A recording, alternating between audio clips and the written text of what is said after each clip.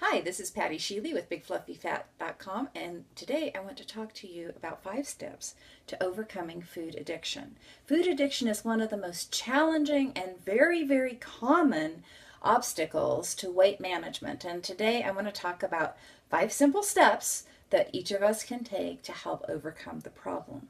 But before I go into the steps, let me offer a little bit of grace. If you could follow these steps, I would say 85 to 95% of the time, you will be well on your way to having broken through your food addiction. At first, though, it's very important to be extremely strict. And then after that, over the series of months or years, you can be a little bit more liberal, but realize when you start feeling like you're losing control, it's time to get strict again. So step number 1 is simply to recognize that you have a problem. It's very much like the 12 steps that you would have if you were an alcoholic.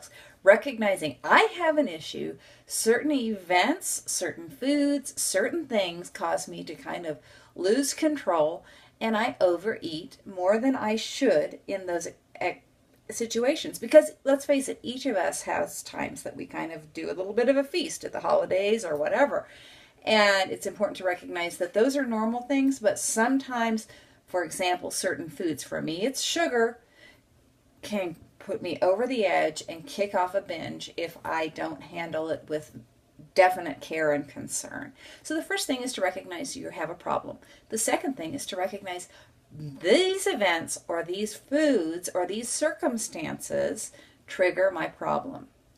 So for the example of sugar addiction, I have to be very conscious. If I'm going to eat something sweet, I am very conscious and strict about that. At first, you'll want to eliminate the food that causes the overactive response in your body.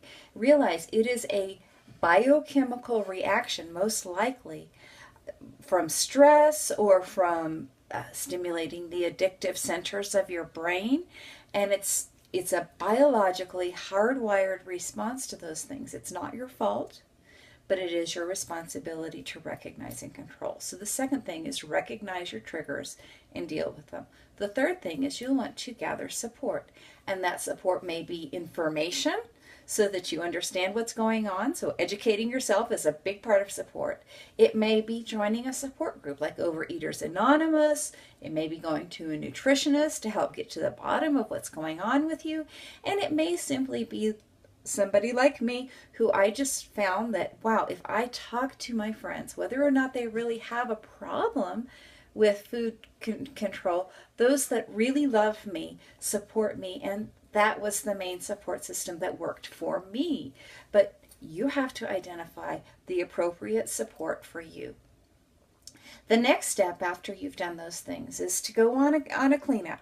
Recognize, okay, I'm going to try to eliminate the triggers to this overeating behavior in my life. You may have to drive to and from work by a different route so you don't go by your favorite fast food restaurant.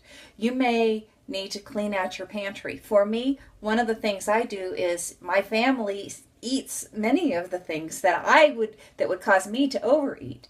And I've simply said, all right, those items right there, that's not my food. That's somebody else's food. If I eat that food, I am stealing from somebody else. These foods over here are mine, and that's normally whole, simple foods that are low in sugar. I eat as many berries as I want, but I don't eat dates or bananas or your high sugar fruit very often at all. So it's important to recognize, all right, these are my triggers, and I need to eliminate them from my life. The next step, number 5, is to bring in what I call the sumptuous subs. And that would be things that you really like, but they do not cause you to overeat. So if you take out something good, you need to also be conscious of putting in something good. I don't eat sugar or cookies or things that are really sweet late at night anymore, but I often will have maybe a tablespoon or 2 of nut butter. I love it. I really enjoy it, but it does not cause me to overeat. At the same time, I feel like I've treated myself, I've indulged myself, and it's just something that's delicious that I've actually become a little bit of a food snob about that.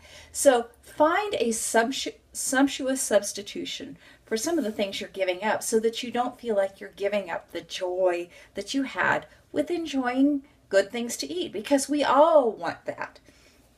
So I hope these 5 steps have been helpful for you. And this is Patti Sheeley signing off with BigFluffyFat.com.